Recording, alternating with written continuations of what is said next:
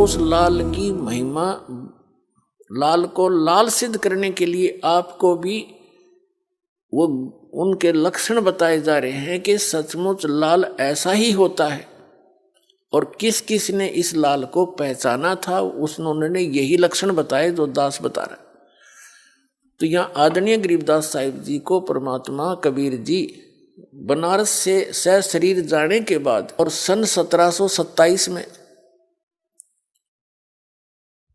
यानी लगभग 200 वर्ष के बाद, 209 वर्ष के पश्चात परमात्मा सतलोक से चलकर आए अपने निज स्थान से, जैसा कि भगवान लीला किया ही करता है, जिसका वेदों में आपको बहुत बार प्रमाण दिखाया है। वेद कहते हैं कि परमात्मा ऊपर तीसरे धूलोक के तीसरे पृष्ठ पर रहता है, ऊपर सतलोक में, तेजो में श्री धूलोक माने तेजो में लोक के तीसरे पोर्शन में टॉप मोस्ट प्लेस पर रहता है, शिखर पर, और वहां से गति करके आता है, अच्छी आत्माओं को मिलता है। और वो परमात्मा किस उद्देश्य से आते हैं?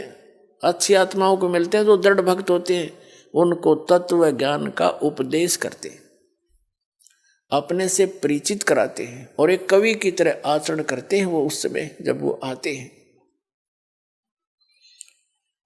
जिस कारण से उसको एक प्रसिद्ध कवि की भी उपाधि मानव समाज देता है। लेकिन वो होता है भगवान। इसी अपनी लीला के कारण, अपने गुणों के कारण परमात्मा कबीर जी सतलोक से चलकर आए थे। गरीबदास महाराज जी गांव छुड़ाने जिला झज्जर वाले 10 वर्ष के बालक थे, अपने ही खेतों में गौवें चरा रहे थे, अपने ही सैकड़ों की संख्या में गौवें थी। किसान जाट के घर जन्म था आदरणीय गरीबदास साहिब जी का।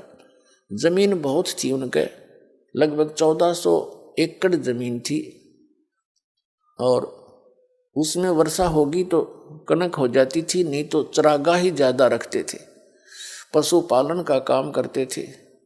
गौवें सैकड़ों की संख्या में थी, आप भी पाली थे गरीबदास साहिब जी, 10 वर्ष के बच्चे, और साथ में कुछ उनके नौकर भी जो होते थे वो, और साथ में गांव वाले भी अपनी गौओं को अलग से लेकर उन्हीं के खेतों में चराया करते थे, क्योंकि बहुत ज़्यादा अक्षेत्र था उनके पास।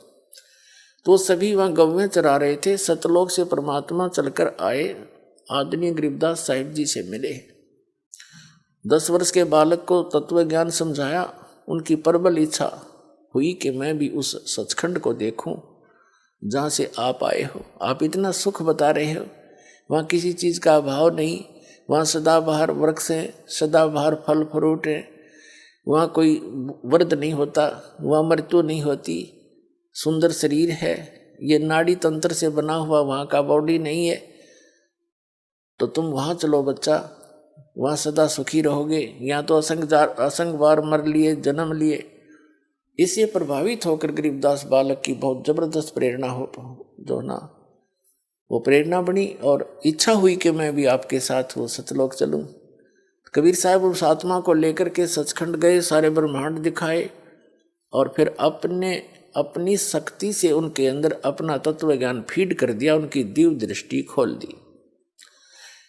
उधर से 10 वर्ष के बालक को मृत जानकर चिता के ऊपर रख दिया था गरीबदास साहिब जी के शव को, बॉडी को अग्नि लगाने ही वाले थे। उसी समय कबीर परमात्मा जी ने उस आत्मा को वापस भेज दिया, और चिता के ऊपर से उठकर चल पड़े गरीबदास साहिब जी, और आंखों देखा जो भगवान ने उनको दिखाया, उस ज्ञान का वर्णन करने लगे, वाणी बोलने लगे, जो कबीर गॉड गिवन है। तो कबीर परमात्मा ने उनकी दिव्य दृष्टि खोल दी। दिव्य दृष्टि खुल जाने के बाद जीव भूत और भविष्य और वर्तमान के सभी ज्ञान से परिचित हो जाता है। पहले क्या हुआ था, कहाँ कहाँ किसने क्या बोला था, क्योंकि ये जो शब्द है ये खंड नहीं होता, ये एक पिक्चर सी बन जाती है। जहाँ जहाँ हम जाते हैं, आते हैं, मिलते हैं, ये सब पिक्चर बन जाती है, और ये हमारे यहाँ घूमती रहती है। और जिनकी दिव्यदृष्टि खुल जाती है उनको एज इट इज वो वचन सुनने को मिलते हैं, और वो ऐसी सब क्रियाएं हो रही है जो फिल्म वो जो की जो दिखाई देती है। उसमें अंतर इतना होता है कि वो अपनी लैंग्वेज में फिर वहां बोलकर सुनाते हैं अन्य समाज को। बाकी